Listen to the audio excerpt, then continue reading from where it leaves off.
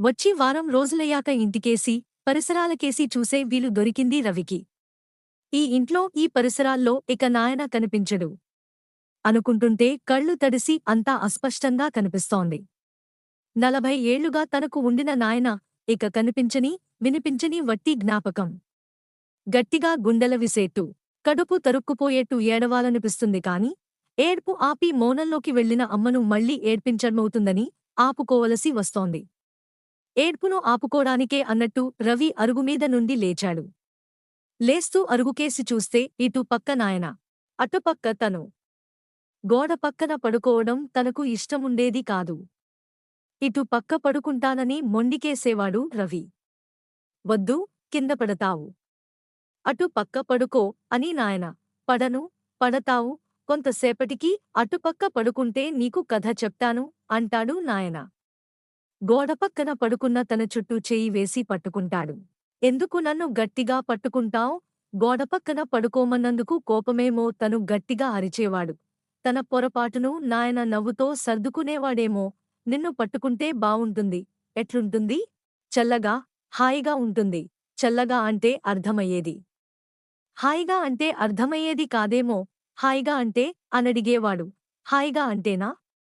చల్లగా అనేలే అనేవాడు నాయన. నువ్వు పెద్దయ్యాక ఇటు పక్క పడుకుందువులే అని నాయన అన్నాడు గాని తను పెద్దయ్యాక అరుగుమీద అటు పక్కనేగాదు, నాయన పక్కనే పడుకోలేదు. అమ్మ నాయనా ఈ ఊర్లో, తను విజయవాడలో. తను అమ్మ నాయనా దగ్గర ఉండలేదు. వాళ్ళు తన దగ్గర ఉండలేదు. ఈ పరిస్థితి ఇప్పుడంతటా ఉన్నది. సినిమాలు, టీవీలు, సాహిత్యమూ చూపిస్తున్నదే. కాకపోతే అవి చూపిస్తున్నంత అమానుషంగా తమ మధ్య సంబంధాలెన్నడూ లేవు. ఉండవు కూడా. ఏవైనా చిన్న చిన్న సమస్యలెదురైనా సామరస్యంగా పరిష్కరించుకోగలమన్న నమ్మకం అందరికీ ఉంది.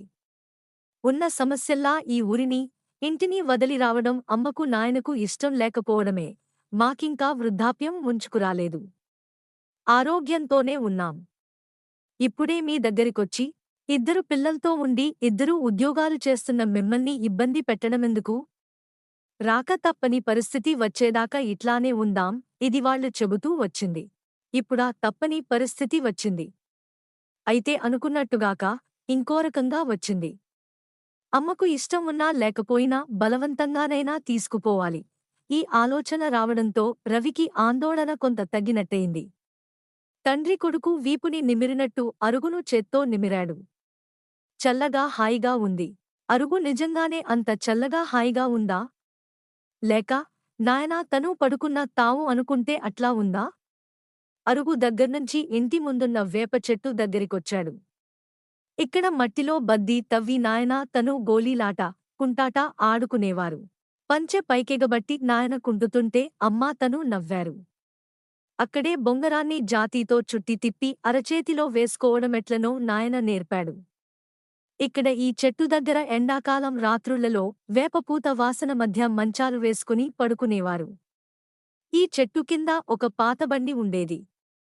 తను ఆ బండి మీద కూచుని ఎడ్లన్నీ తోలినట్టు హై హై అంటుంటే అమ్మ గిన్నెలో అన్నం కలుపుకుని వచ్చి ముద్దలు చేసి తినిపించేది.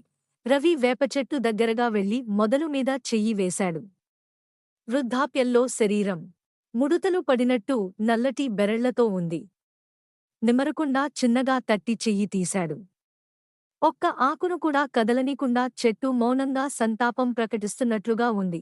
చెట్టును కింద నుంచి పైదాకా చూస్తుంటే అంతవరకు పై కొమ్మలో ఉండిన ఏకాకి కాకి కింది కొమ్మ మీదికి దూకి తనను పలకరిస్తున్నట్లు కావ్ కావ్ అంది. అమ్మ అన్నం కలుపుకుని తనకు తినిపించడానికి వచ్చేసరికల్లా 4 కాకులు కింద కొమ్మల మీదికి దూకి కావ్ కావ్మని అరిచేవి. అప్పటి కాకుల్లో ఈ కాకి ఉండేదా? అందుకే గుర్తుపట్టిందా? కాకులు ఎంతకాలం బతుకుతాయో.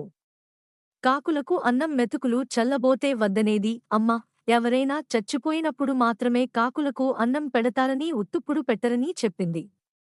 ఎవరైనా చచ్చిపోయేవరకా ఉంటే కాకులు చచ్చిపోవు అనడిగితే వాటికి దేవుడు అన్నం పెడతాడంది. ఎప్పుడూ పెడతాడు. ఏదీ కనపడదంటే దేవుడు కనపడడు. కనపడకుండా వచ్చి వాటికి అన్నం పెడతాడు. లేకుంటే ఎట్లా బతుకుతాయవి అనేది. ఎవరైనా చచ్చిపోయినప్పుడే కాకులకు అన్నం పెడతారన్నది తను పెద్దయ్యాక తెలిసింది. అమ్మ చిన్నప్పుడు చెప్పిన ఆ సంగతి జ్ఞాపకమొచ్చేసరికి ఇప్పటి సంగతి జ్ఞాపకమొచ్చింది. నాయనకు కర్మకాండల మీద నమ్మకం లేదు. అయితే హఠాత్తుగా వచ్చిన గుండెపోటుతో అపస్మారకంలోనికి వెళ్లిన ఆయనకు అటువంటివి వద్దని చెప్పే అవకాశం లేకపోయి ఉండవచ్చు. తనకు నమ్మకం లేదు. కర్మకాండగా కాకుండా ఊళ్ళోని 10 మందిని పిలిచి ఓ రోజు భోజనాలు పెట్టే కార్యక్రమంగా భావరయింది.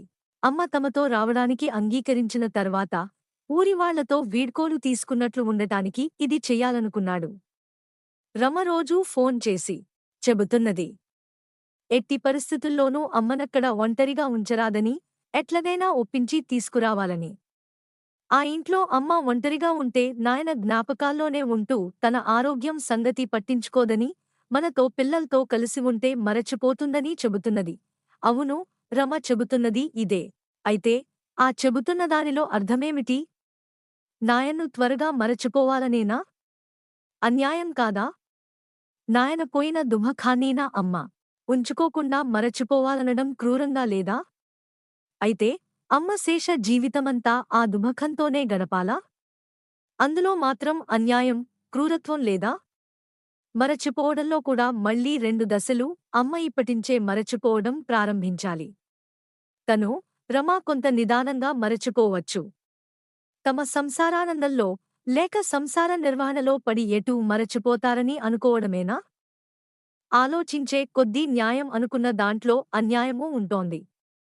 వద్దు, ఆలోచనలు వద్దు. ఇప్పుడు చేయవలసిన పనులు 2 అనుకున్నాడు రవి. మొదటి కార్యక్రమం అందరికీ సంతృప్తికరంగానే ముగిసింది. హాజరైన వాళ్లందరూ అమ్మను మీ వెంట తీసుకుపోవడమే మంచిది అన్నారు. కొద్ది రోజుల తర్వాత రవి వస్తే ఇల్లు, పొలం విషయమై ఒక ఏర్పాటు చేద్దాం అని కూడా హామీ ఇచ్చారు. ఆ విధమైన నిర్ణయానికి వచ్చిన తర్వాత అందరికీ కొంత స్థిమితం చిక్కింది. ఆ ఉదయం టిఫిన్లు, కాఫీ ఘట్టం ముగిసింది. పిల్లలు ఆడుకునేందుకు బయటకు వెళ్లారు. రమ వంటపనికి సన్నాహాలు చేసుకుంటోంది. అమ్మ వంటింట్లో ఏవి ఎక్కడున్నాయో రమకు చెబుతూనే అల్మారాలో ఉన్న బట్టలు బయటికి తీసి సూట్కేసులో సర్దుతోంది. రవి అమ్మ దగ్గర నేలమీద కూర్చొని అమ్మ సర్దటం చూస్తున్నాడు. నాయన బట్టల్నేం చేద్దాం? అప్పుడే ఎవరికైనా ఇచ్చేయడానికి అమ్మకు మనస్కరించదని తెలుసు. తీసుకెళ్తాం అన్నాడు. అమ్మ వాటిని బయటికి తీస్తోంది. అవేమిటి? అవి నా పాత చొక్కాలు, టీ షర్టులు. ఇక్కడికెట్లా వచ్చాయి? ఎవరు తెచ్చారు? రవి అరవడం విని వంటింట్లో నుంచి రమ బయటికి వచ్చింది. అమ్మా రమ ఒకరి ముఖం ఒకరు చూసుకున్నారు. ఇద్దరి ముఖాల్లో కొంచెం నవ్వు కనిపిస్తోంది. నాయనే తెచ్చుకున్నాడు అంది నిదానంగా అమ్మ. ఎందుకు అవి? పాతవైపోయాయని నేను పక్కన పెట్టేసినవి. నాయనకు బట్టల్లేవా? చెబితే కొత్తవి తీసుకునేవాళ్లంగదా. అవి తెచ్చుకోవడమేమిటి? కొంత కోపంగా, కొంత చిరాకుగా పెద్ద గొంతుతో మాట్లాడుతూనే ఉన్నాడు రవి. ఇప్పుడు అమ్మా రమా బయటికే వినిపించేట్టే నవ్వారు. దాంతో రవి ఇద్దరికేసి అయోమయంగా చూశాడు. నాయనకు బట్టలెందుకు లేవు? ఇవిగో అల్మారా నిండా ఉన్నాయి. వాటికంటే నీ పాత చొక్కాలు, టీ షర్టులే ఎక్కువగా వేసుకునేవాడు. టీషర్టు వేసుకున్నప్పుడు ముసలోడయ్యే కొద్దీ సోకులక్కువయ్యాయి అని అందరూ ఎగతాళి చేసేవాళ్లు. కొంచెం ఆగి మళ్ళీ అంది. రవి చొక్కాలు నువ్వు వేసుకోవడమేమిటి అంటే, బావున్నాయి. పారేయడమెందుకు? అనేవాడు. అందుకేనేమో అనుకున్నాను. అయితే అందుకాడా? ఇంకెందుకు? నాయన ఉండి ఉంటే ఇదొక ప్రహసనంగా ఉండేది. అందరూ నవ్వుకునేవాళ్లు. ఇప్పుడది హాస్యమో, విషాదమో తెలియకుండా ఉంది. అందుకే నవ్వు రావడం లేదు. ఏడ్చేంత విషాదం కాదు కాని విచారం కలిగిస్తోంది. అమ్మ మెల్లిగా లేచి అల్మారాపై అరలో బట్టల కింద ఉన్న నల్ల అట్ట చిన్న పుస్తకం తీసింది. ఒకసారి దీన్ని అక్కడ పెడుతుంటే చూశాను. ఏంటది అనడిగితే, ఏదో జమా ఖర్చులు రాసుకున్నాలే అన్నాడు. జమా ఖర్చులు తానెన్నడైనా చూశాడా? నేను కదా అది చూసేది. ఉండబట్టలేక చూశాను. నేను చూసిన సంగతి తెలిసాక ఎవరికీ చెప్పవద్దన్నాడు. ముఖ్యంగా రవికి చెప్పవద్దని కోరాడు. అమ్మ అందిస్తున్న ఆ పుస్తకం అందుకోడానికి తటపటాయించాడు. ఆ నల్లటి అట్టల చిన్న పుస్తకంలో ఏదో పెద్ద రహస్యముందా? అందుకే రవికి చెప్పవద్దన్నాడా? ఆ రహస్యం తెలుసుకుంటే మంచిదా? తెలుసుకోకుండా ఉంటే మంచిదా? ఆలోచిస్తూనే ఆ పుస్తకం అందుకున్నాడు రవి. పుస్తకంలో ఉన్న సమాచారం తెలుసుకున్నాక దాన్ని భరించలేక, తనను తాను సర్దుకునేందుకు ఏకాంతంలో సాధన చెయ్యాలనిపించినట్టు వసారాలోకి వచ్చి పడకుర్చీలో కూర్చున్నాడు. పుస్తకం అంతా ఖాళీగానే ఉంది. మధ్యలో 2 పేజీల్లో సన్నని విడివిడి ఆ అక్షరాలు విచిత్రంగా కదులుతున్నాయి. తనలో కొట్టుకుంటున్న పిడికెడు గుండెల పుస్తకంలో చిన్న స్థలంలో ఆ రాత. ప్రారంభంలో ఏదో పద్యంలా ఉంది. విపరీత ప్రతిభాశలేమిటికి సుర్వీనాథ. ఈ పుత్రగా త్రపరిష్వంగ సుఖము సేకునుము ముక్తాహార కర్పూర సాం ద్రపరాగ ప్రసరంబు చందనము చంద్రజ్యోత్స్నయున్ బుత్రగా త్రపరిష్వంగమునట్లు జీవులకు హృద్యంబే కడున్ సీతమే. నన్నయ భట్టు భారతానువాదంలోని పద్యమిది. శకుంతలతోనూ ఆమె కొడుకు భరతుడితోనూ తనకెటువంటి సంబంధమూ లేదని, అసలు వాళ్ళెవరూ తనకు తెలియదని దుష్యంతుడు బుకాయించినప్పుడు శకుంతల పై విధంగా అన్నది. ఓ రాజా! ఎందుకు ఊరికే పొసగని మాటలు చెబుతావు? ఈ నీ కొడుకుని కౌగిలించుకుని చూడు. పుప్పొడి, చందనము, వెన్నెల కూడా కొడుకుని కౌగిలించుకున్నప్పుడు కలిగే చల్లదనానికి సాటిరావు. అంటే అర్థం. వీడిని నువ్వు కౌగిలించుకుని చూడు, నీ కొడుకేనని తెలుసుకుంటావు అన్నది. శకుంతల చెప్పినట్టే రవి చొక్కాలు, టీ షర్టులు వేసుకున్నప్పుడు పుత్రగాత్ర పరిష్వంగ సుఖం అనుభవించాడు.